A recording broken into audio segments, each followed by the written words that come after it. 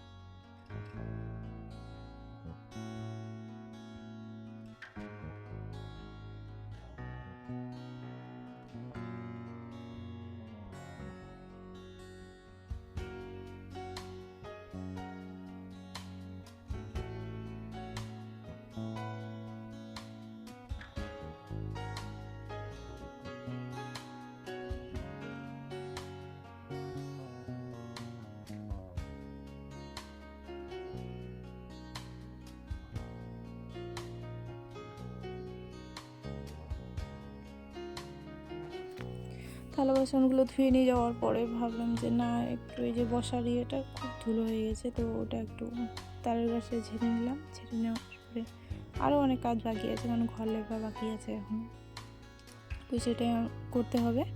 তো চলে আসলাম, মানে অন্য দিন শুধু বাড়ির দরজাটা আর বাইরের বারান্দাটা শুধু লেপে নিই, আর রান্নাঘর। আর শনিবার মঙ্গলবার আমরা মানে প্রতিদিন না, শনিবার রবিবার পুরো বাড়িটাই মানে লেপি আর কি। আর বাদ বাকির দিন শুধু বাড়ির ভিতরে আর একটু বাইরে আর রান্নাঘরে। তো চলো ঘরটা লেপালেপি হয়ে যায়, তারপরে দেখা হচ্ছে। আর ভিডিওটা দেখলেও স্কিপ করো না, আশা করছি তোমাদের ভালো লাগবে।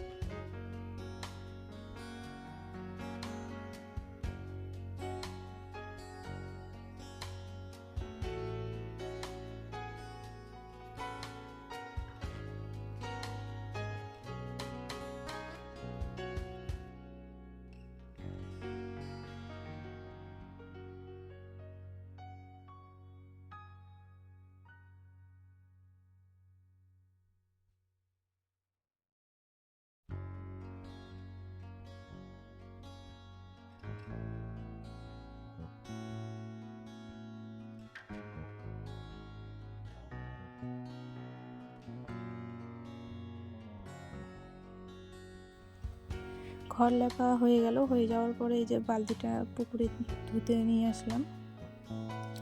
আমার কথাগুলো হয়তো তোমাদের একটু খারাপ লাগতে পারে, কারণ আমরা তো এই ভাষায় কথা বলি না, আমরা রাজবংশের মধ্যে, তো আমাদের ভাষাগুলো একদম আলাদা, তো ওই জন্য আমার আটকে আটকে যাচ্ছে। আর প্রথম ভিডিও বানাচ্ছি না, তার জন্য একটু প্রবলেমও হচ্ছে আমার কথা বলতে। তো সবাই একটু মেনে নিও, কারণ নতুন তো, আমি কোনো কিছুই জানি না। জানো, যতটা ইউটিউব থেকে দেখে দেখে শিখেছি ততটাই আমি তোমাদের সামনে তুলে ধরার চেষ্টা করি। তো কেউ কিছু মনে করো না, কারণ আমার কিছু জানা নেই। যতটা পারছি, ভালো হয়েছে না খারাপ হয়েছে তোমরা একটু বলো, হ্যাঁ। তারপরে এইদিকে তোমার বাড়ির পুকুরের মাছ মারছিল, তো এখানে আমার বর করছে, মাছ করছে। বেশি মাছ পাইনি অবশ্য, কী বলে লালুনটি কেন বলে, পুঁটি অনেক পেয়েছিল কয়েকটা মাছ, তো ওগুলাই মাছ করছে। তারপর রান্না বান্না করতে হবে আবার। এটা কিন্তু দুপুরে, ঠিক আছে, এই দুপুরে 12টা, মনে করো 12টার সময়। তো মাছ মারা তো হয়ে গেছে, কাটাও হয়ে গেল, রান্না বান্না। আমি ওইদিকে আবার ভাত চাপিয়ে দিয়েছি।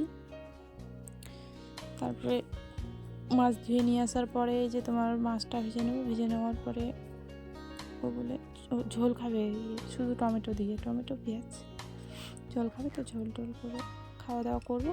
তো আজকের মতো এখানে ভিডিওটা শেষ করছি।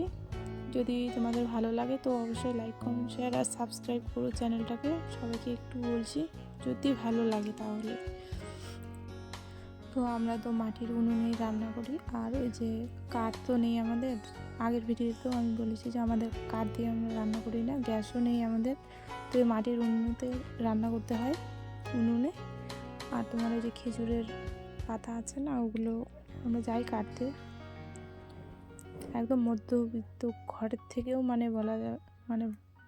বলাটা ঠিক হবে না, কারণ তার থেকেও আমার খারাপ অবস্থা। তো চলো বন্ধুরা, আজকের ভিডিওটা আমি এখানেই শেষ করছি। তোমরা সবাই সুস্থ থেকো, ভালো থেকো, এটাই আমি ভগবানের কাছে প্রার্থনা করব।